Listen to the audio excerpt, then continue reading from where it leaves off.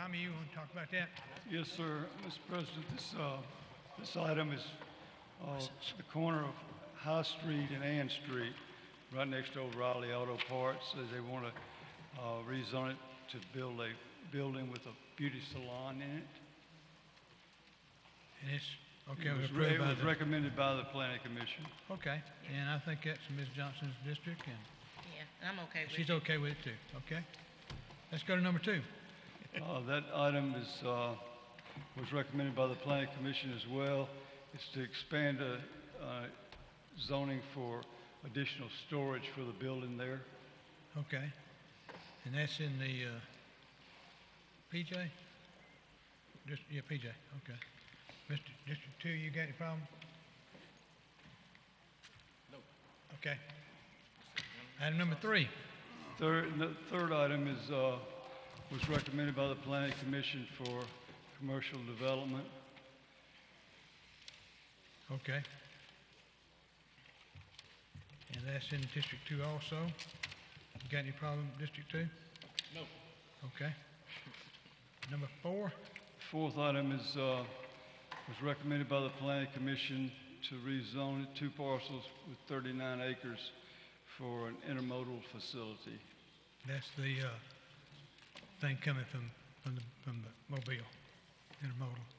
Yes. Okay. That's your deal. Yeah, that's jobs. All right. Jobs. Okay. Good deal. All right. Number 5. That's the fire department's deal. And I think anybody got any problem with that? I think we've had that on. Y'all want to talk about it? Yeah, we need to know about it. We can talk to us about it.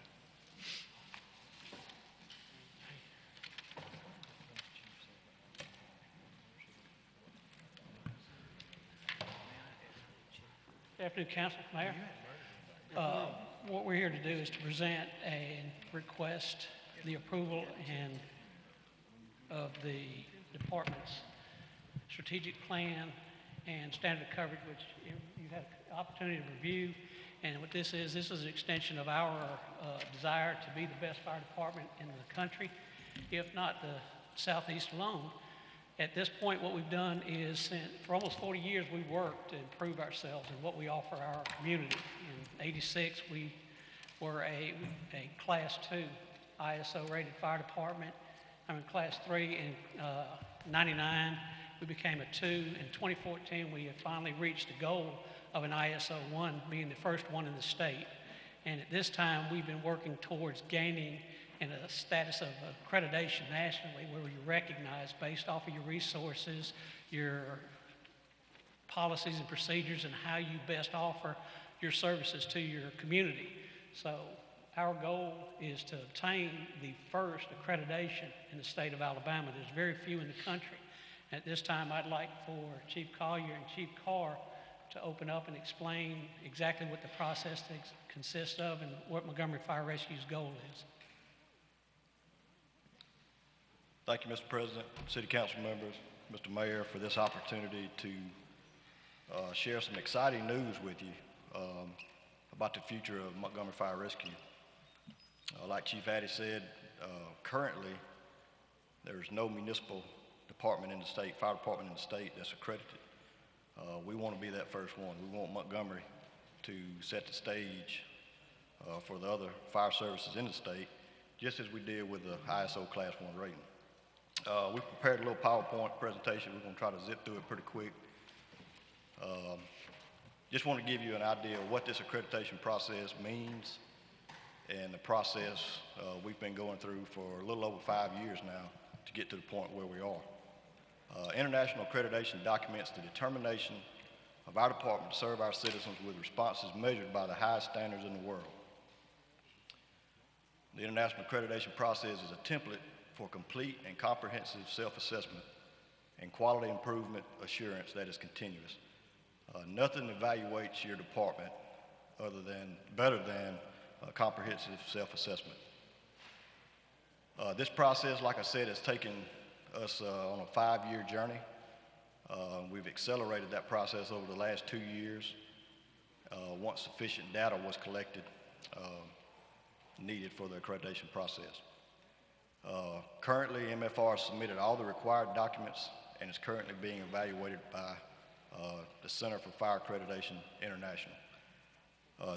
The 3 documents that are required for accreditation, 2 of we've presented to y'all for a chance to look at for the last couple of weeks and go over. And one of them, the strategic plan, is what we asked for adoption here tonight. Of the more than 38,000 fire departments across the nation, there's only 284 that are accredited. Of those 284, only 101 of these agencies are rated ISO Class 1. That represents less than a quarter of the fire departments nationwide. And like I said, Montgomery is seeking to be the first one in the state that is accredited. There's 8 critical issues facing the fire service nationwide. One of them is the robust use of data. As you all know, this is a data-driven society, and we as Montgomery Fire Rescue want to be a data-driven department. And we're measuring our success and failures based off this data we've collected over the past 5 years. Culture, we aim to better understand the cultural needs of our organization and community. We realize the generational differences in the city and the community cultural differences as well. And this process has helped us identify high-risk communities in our city and direct our fire prevention programs to some of the communities that are at high risk. Health and wellness, there's no secret that MFR excels in health and wellness, and especially as compared to other fire services in the state and the nation. And we will continue to do so and look for ways to improve in health and awareness, because health and safety of our firefighters is utmost priority. Partnerships, we will continue to engage in external stakeholders. Part of this process, we identified that we have our expectations as a department we want to meet, but is that the same expectations of the community we serve? So, especially prior to COVID hitting, we had started meeting with community neighborhoods at association meetings and having a survey filled out to make sure that our expectations are lining up with the community expectations. So that's very important to us. Sustainability. You all know as well as we do that fire service is expensive, especially with this last budget process. We want to be able to make sure we sustain a high level of service, and this process has helped us identify areas that we can maintain this high level in the most economical way possible. Technology, with this pandemic, it has brought an expansion of acceptance of technology through virtual training and communication environments, and we plan to build on that.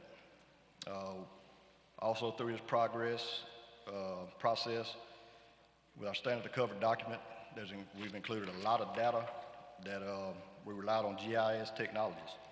And it's rapidly evolving in the tech arena, and it's tremendously helped us with our building inspections and our pre-fire planning process. Like I mentioned before, the inclusiveness, it's going to help us identify the most vulnerable communities in our city and really focus our efforts on preventing the fire before it happens where we can. Montgomery Fire Rescue is aggressively recruiting the city's youth, and we're ensuring that we are inclusive in everything that we do, particularly in recruitment, public education, and ensuring equitable resource distribution. Re-identification. This kind of sums all these 8 categories up in under one umbrella. And over the next 4 years, we're going to completely update our community risk reduction model to mirror the nationwide standard. And this will regularly measure the effectiveness of the department's prevention and enforcement activities. Like I stated before, this process has required 3 documents. You've all received a copy of the strategic plan and our community risk assessment standard to cover. One document that's still in the works is what we call the FESM, this Fire Emergency Self-Assessment Manual.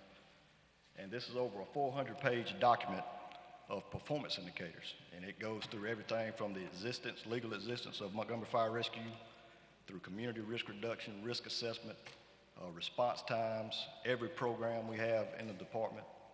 And it's designed to have appraisals and programs in place that we meet on an annual basis to make sure we're doing what we're supposed to do and what we say we're doing as a department.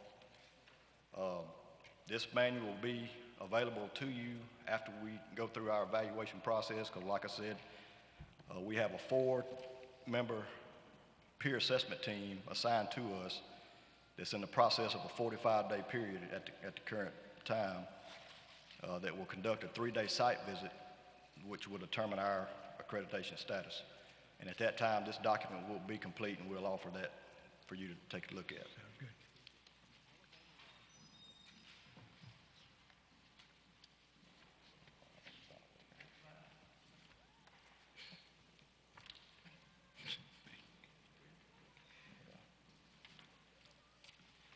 All right, next slide, please.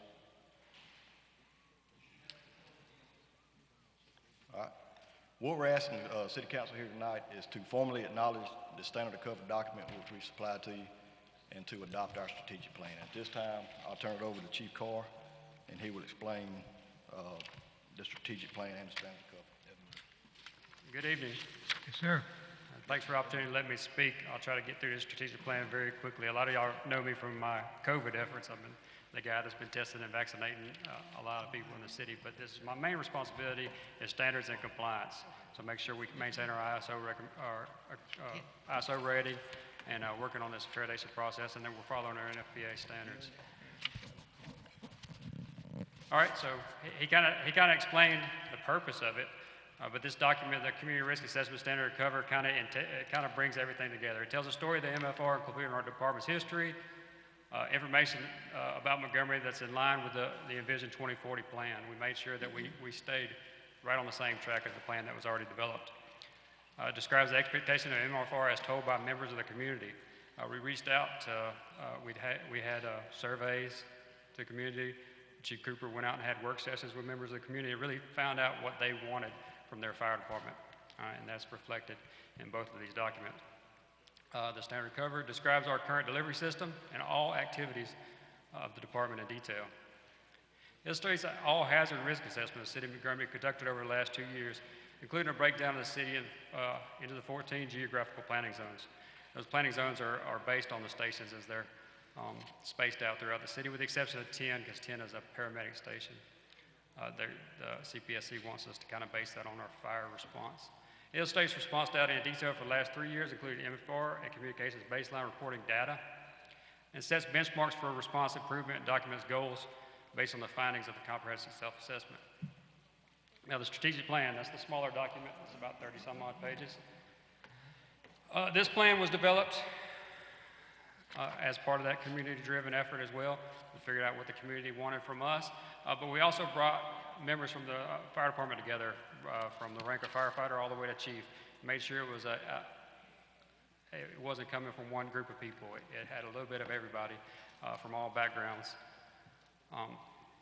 It describes the strengths, the weaknesses, the opportunities, and threats of the department. Identify critical issues and service gaps.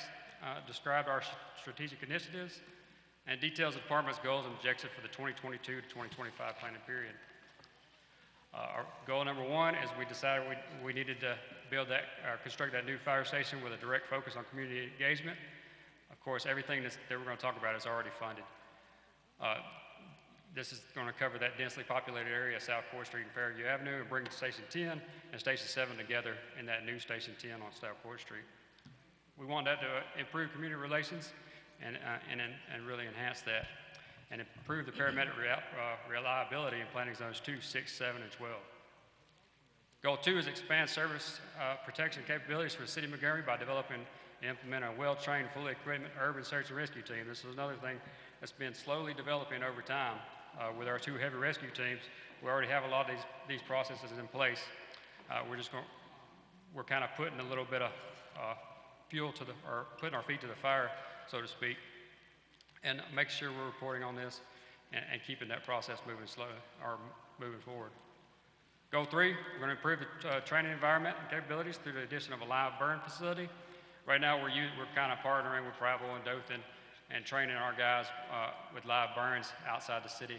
Eventually, hopefully during this planning period, we want to kind of see what we need to do to get that live burn facility here in town. Number 4, we'll bring Montgomery's fire rescue community risk reduction efforts together under one umbrella using Vision 2020 as a guide for the framework of this initiative. This is the big one. This is what we want to do. We want to change the focus of our department to just responding to incidents and bring that focus towards what we already do in prevention, but doing a better job of it, similar to what the police department does, or is trying to do. Number 5, develop and improve understanding of community needs and expectations through enhanced community engagement. This initiative should not be focused on business owners and community leaders, but also include members of the general public. We're already trying to do that, but we're going to expand that greatly over the next 4 years. Improve internal communication up and down the chain of command. When we keep surveying our personnel, one issue that continues to come up is communication, whether it's from the top down or from the bottom up. So we're going to study that over the next 4 years with a real heavy focus over the next year. Figure out what the causal factors is and see if we can find some real solutions and get that problem solved before the next planning period. Number 7, we're going to aggressively expand recruiting of qualified diverse candidates.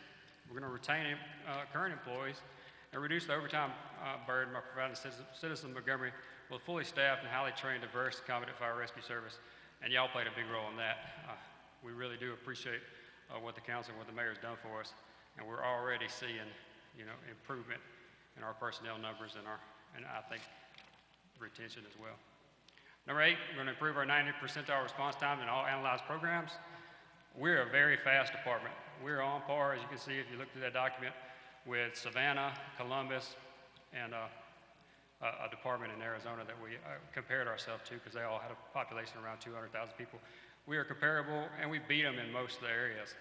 But we don't want to just beat you. We don't want to just be a little bit better. We want to continue getting better, and that's what we're going to try to do.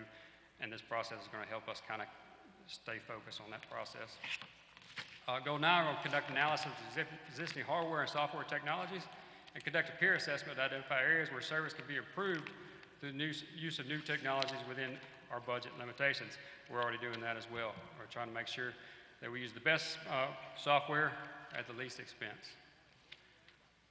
Number 10, develop a company officer leadership program that targets emerging leaders, beginning with the regular firefighter, paramedic, and sergeant. This is kind of a personal one for me.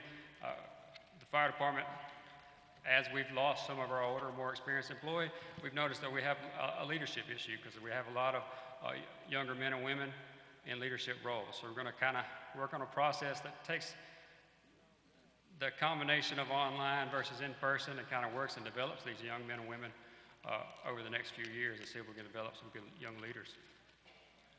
Goal 11 is identify the most underserved communities in terms of fire suppression coverage and EMS reliability and plan for coverage improvement.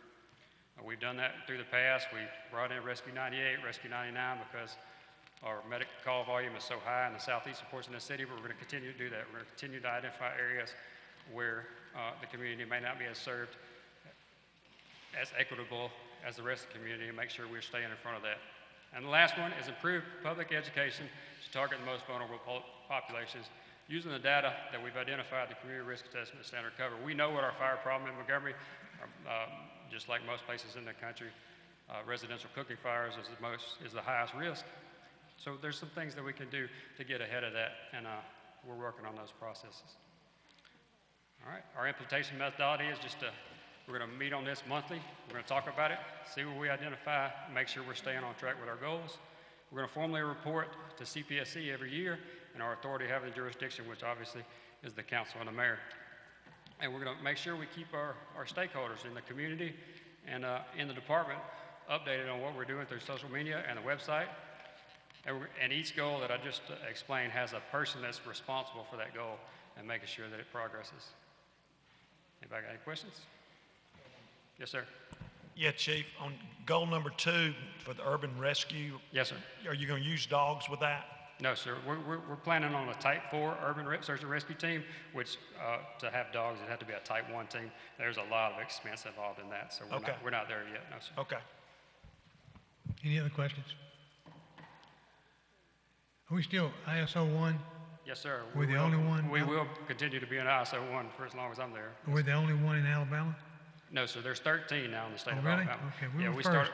we fired everybody up, so they're trying to keep up. They all trying to catch you, okay. That's a big deal, big deal.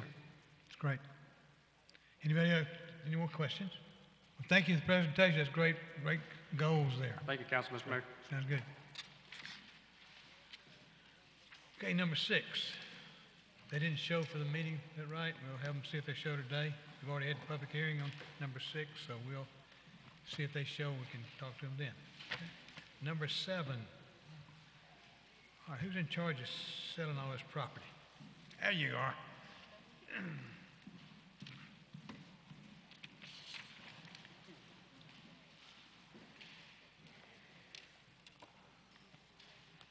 All right, we got number 7, Brenda. This one goes for $1,800. Yes, sir. Council, you got any questions about this? You wanna? This is on Elm Street. Okay. Yeah. How long we had that piece of property? You know? I want to say over 8 years. 8 years. Wow. Yes. Okay. No, these are all vacant. We just been cutting the grass. Their for 8 plan years. is to build on it, though. Good. That's great to hear. Yeah. Okay. Anybody got any questions?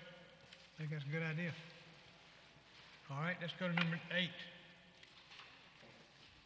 This one's on. Yep.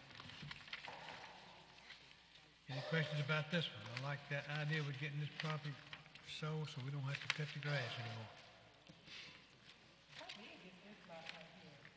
That's $11,000.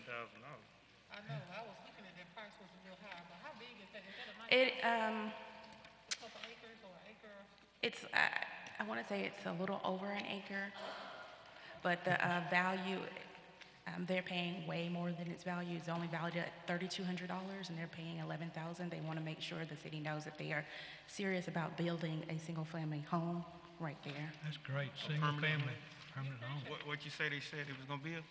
What did- Single family. It is, it's valued at $3,200, and they're paying $11,000. They just wanted to make sure we knew that they were serious about developing on that property. So they, Yeah, they double. must really want that property. If They it's do. valued at 3,200 and you pay yeah. 11,000. I mean, I think it's a good area. I think it's, You got the contact information on them? I got some property for sale for them. Yeah, right. Okay, all right. Sounds good, that's great. Number 9. On Auburn Street. Huh? Okay. Anybody got any question about this one? This one's going for $1,900, okay. Little difference going back down the line. These people don't love it as much as others. Yeah. Okay, no questions, we'll go to number 10. And number 10 now is a, thank you now. All right, Chris, you got some answers on this, number 10? Item 10, 11. city was the sponsor for an industrial access grant for Coca-Cola Bottling Company. Okay, That's 100% state funded. okay, We were awarded the grant, and they just need a resolution from the council to allow us to oversee that grant. who does the work? Contractor. Okay. All right, any questions, Mr. Conway? Not gonna have any, it's gonna be beneficial for the community. It won't be adverse in any way to that South Line or people coming from Hope Hall up that way or whatever, right? Well, this is on the Coca-Cola Bottling Company road.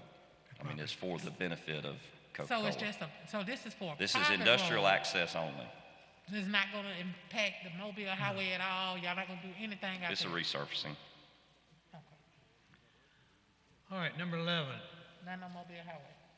Number 11, Similar, this was industrial access grant that was, the city was the project sponsor on for Project Catalyst is the Whitewater Park. So one of the roads that's internal to that, that'll also be done by a contractor.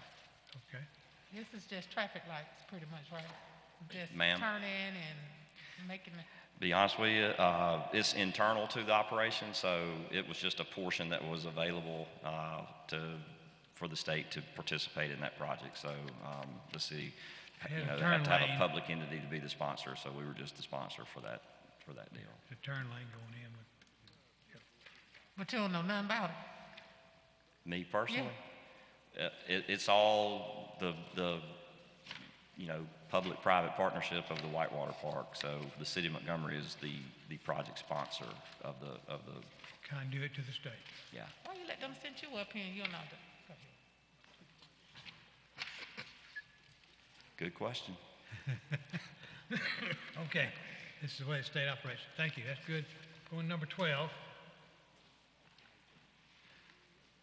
Number 12 is what's this all about? Chris, you know what this is? All right, yeah, here you go.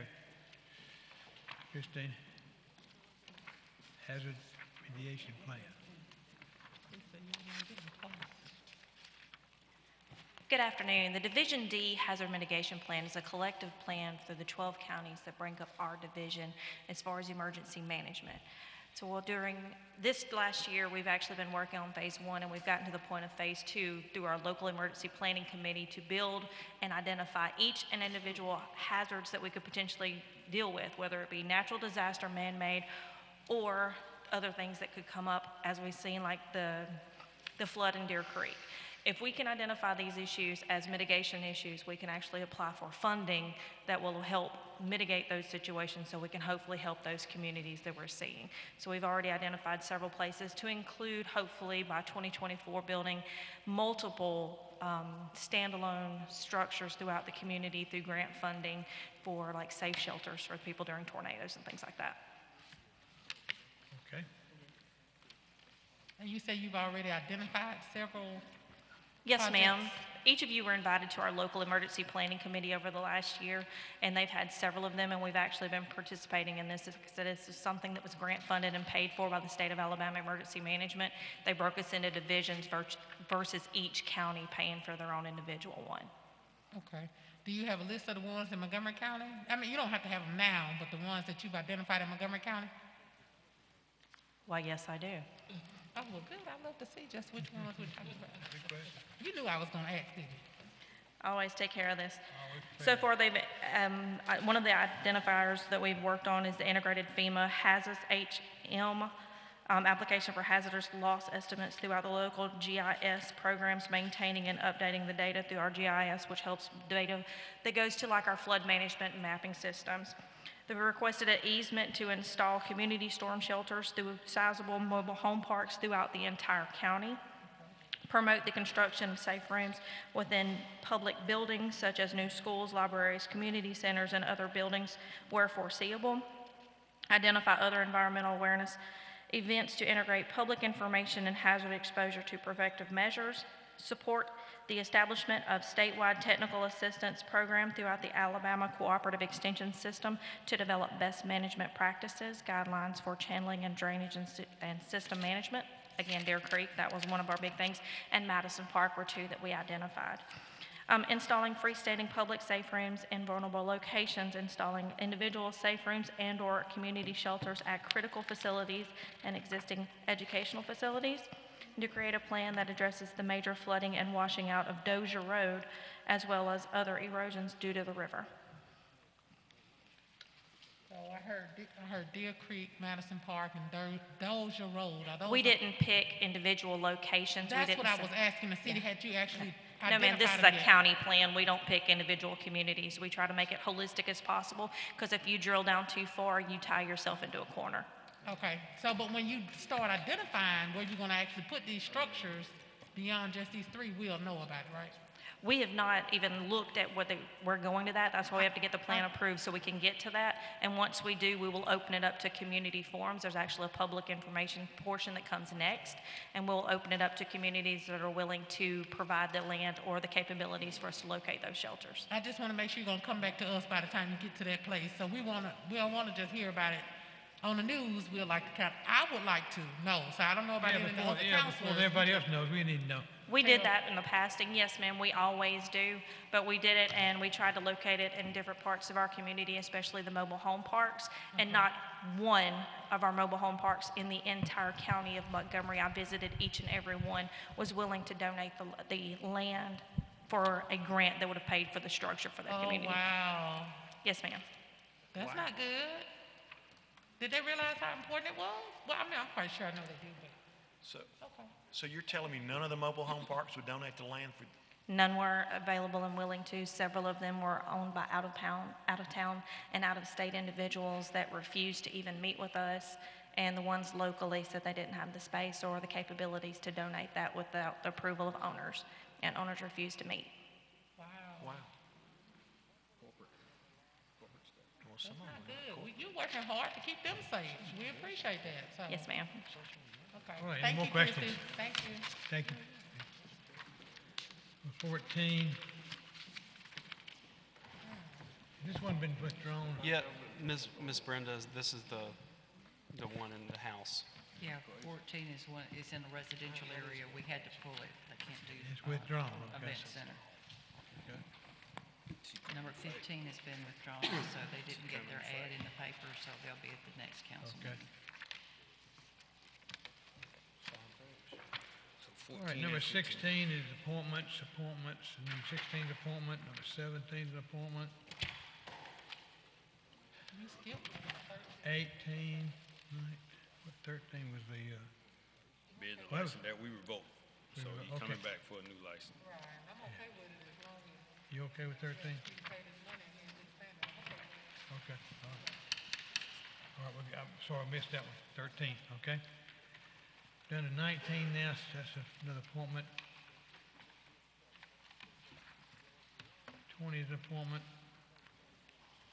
21, appeal, West Street.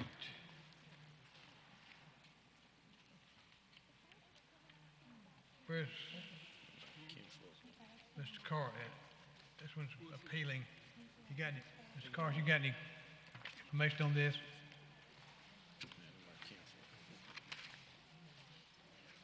Before we get into it at 5 o'clock.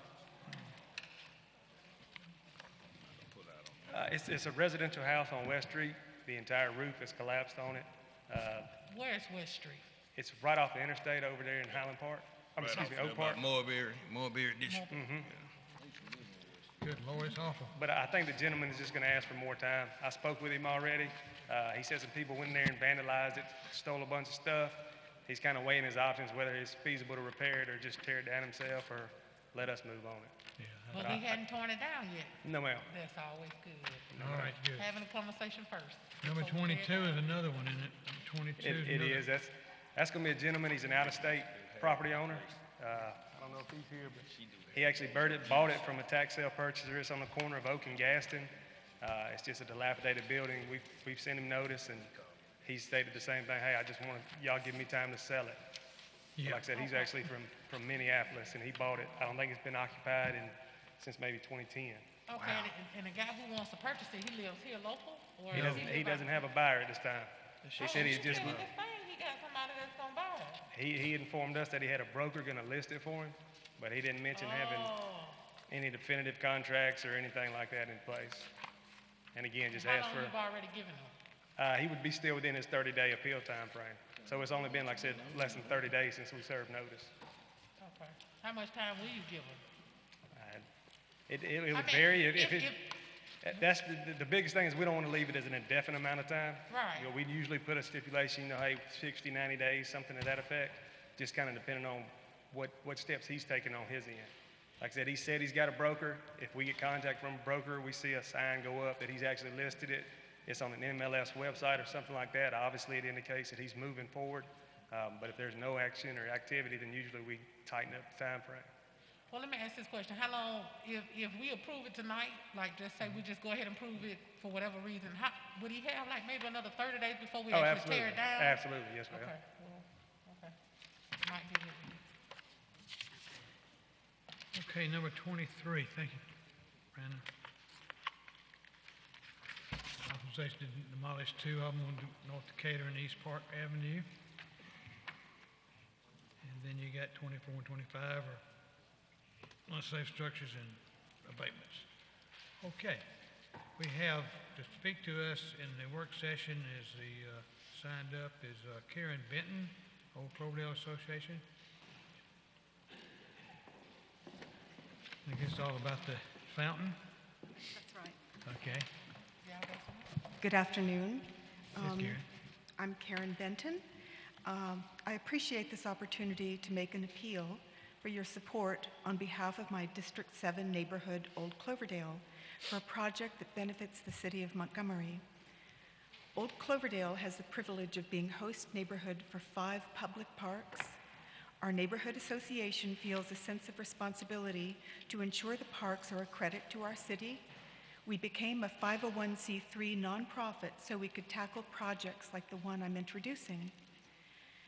In 1973, Fitzgerald Park was dedicated to Scott, and a fountain plaza was dedicated to Zelda. The Fitzgeralds are of cultural and historical significance to the city of Montgomery. Scott is considered one of the greatest 20th century American novelists, and Zelda was a gifted writer. She was also the wind beneath his wings. They have been immortalized in American history as icons of the Roaring '20s and the Jazz Age. Their story is part of Montgomery's history, and this park and fountain, now almost 50 years old, have become landmarks because of this association.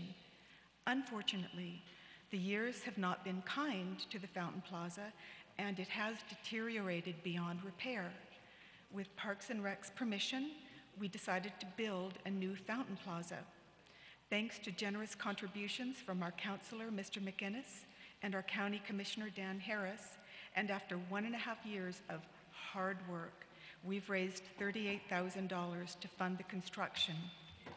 Due to COVID-related uncertainties in the construction industry, we need to build a 20% construction contingency fund to ensure we can finish what we start and bring this project to successful completion. Any extra funding will be used to refurbish the rest of the park. Old Cloverdale Association would like to ask for support from our sister districts. A 20% contingency fund of $7,600 divided among 8 districts is $950. Fitzgerald Park is a landmark that enhances tourism by attracting visitors both nationally and internationally. The new Zelda Fountain Plaza will demonstrate that the Fitzgerald's historical and cultural associations with the city of Montgomery are valued. Please consider supporting this project by contributing to the contingency fund. In closing, I'm going to distribute a packet which gives a project detail and architectural drawings to you. And I would also just like to point out, quite coincidentally, the minute I signed up for this session, literally I got an email from New South Books. Randall Williams just published a book, Stepping Out with Scott and Zelda, touring the Fitzgeralds Montgomery, and it's a wonderful driving tour, photos, beautiful quotes from their literature on Montgomery. Fitzgerald Park is in here, but the fountain is no longer functioning. Okay, very good. All Thank right. you. Thank you, Give us sir. that information. Thank you. I know this is different, Ma'am? but I'm going to ask, no, Yeah. I'm sorry. Not to you. I was going to ask the council. Rotary Park, right around the corner, the new park. Are those water fountains working? Because she was talking about a fountain functioning. The dogs, are they able to get water at that park? Oh, yeah. Because when I went over there, they were They normally work. I don't know. Yes, ma'am, thank you. You check with Parks and Rec, they'll deal with it. Yeah. Thank you.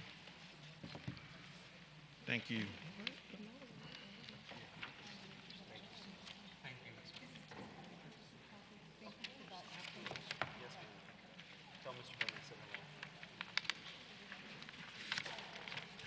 Our next speaker is Ms. Savage. Ms. Savage, are you here?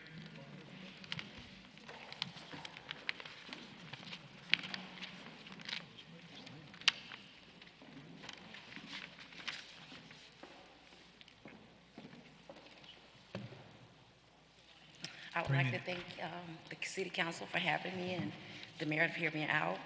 I'm the founder of RED, Renew Economic Development.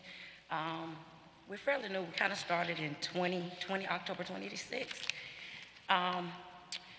One of the things that we wanted to bring before was the parent project. Similar to some of the things that we've been seeing inside of the community as far as the violence gang relations, youth, teen, STDs, all those things that is plaguing our youth right now. As a parent of 5, I was looking for ways to try to approach the community with something that would work. I have 5 young men from the ages of 24 to the ages of 16. I have seen drugs. I have seen things that as a parent is already hard, even in social media age, to control. So I did a lot of research. I found the Parent Project. Parent Project is over 30 years old. It's been implemented through 38 states, Barbados, Mexico, and Canada, and it's fairly cheap to implement. But the findings on it was astounding, and I can see after going through it and learning everything that I could about it, why it works. Especially with the most troubled youth. That is what it targets, that is what it heals. The whole curriculum was actually developed by a police officer by the name of Bud Fry, and that's the gentleman who trained me. And when we was going through it, and he was saying that this is not something that, you know, they kind of set up and said we need to fix this, but they actually built it on reality, not just the issues. So they took parents from all in and they just started working on it as a community together. This program is not a program that I can say that this nonprofit can run by itself.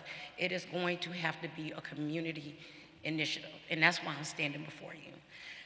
It's going to take training, it's gonna take MPD, it's gonna take the sheriff department, it's gonna take teachers. Also, I do have the documentation and also the research on it. They actually used this in a city in California. They went to California and they pulled everybody in. They said, let's do it. They trained everybody up. They dropped the rate of violence all the way down. It's a parenting class. I'm not targeting kids. I am targeting the parents. Just like we just had the fair. And we noticed all the kids was out there acting up. Where were the parents? And I think in 2021, this program is designated. It's not, I don't feel like these parents don't love their kids. I'm not saying that. But I feel like it's a way to go in and teach them a way to rebond with these kids that they're losing to social media, that they're losing to gang violence, and bring those children back in, and how to parent. And it's not hard to implement. This is something that I feel like would be very appropriate, available, cheaply put out. I think it's a game changer. And that's just my honest opinion. And that Well, is do you have, let me ask you a question. Do you have information on this? I'll bring it to you. Because we got a new domestic, or new violence prevention department in the city today. Correct. The mayor has started, and I think this probably would fit right in there. I think probably. Did you? I have been reaching out to all community departments, trying to bring it up. If I'm not mistaken, it was also implemented in not MPD, but through the school system. And when I took it, I was kind of like, oh my God, like I couldn't believe it was more community-based partnerships there. It was basically, they was teaching it to the counselors. And that's something that I will be going before Montgomery's public school district to speak to counselors to see if we can get every counselor trained up in the school that can identify these families that need it. And instead of putting these kids in jail and letting them repeat it, because once they go out, they go back to doing the same thing, but bringing their parents in. This course is about 12 weeks long. Once it starts from start to finish, and it teaches the parents the value of parenting. It actually, because I mean, as a parent, I think I've said this before, when my son was going through, I had a 15-year-old, and I'm not immune to anything. This is something that I feel like I wish I would have had during the time that my son was going through. And they ask you like, well, you know he's doing this, and I'm like, well, I done told him better. Or you say stuff like that as a gut check, because honestly, as a parent, you don't want them acting out like that. So you done said it, but they're still doing it. This particular program targets that. It teaches you how to rein in on that and bring a solution to it. So it's not I told him, it's I'm told him in a constructive pattern of where they actually come in and start changing. I think a lot of the stores, I even put some stuff out where it was, you know, some parents are afraid of their teenagers. It helps with that.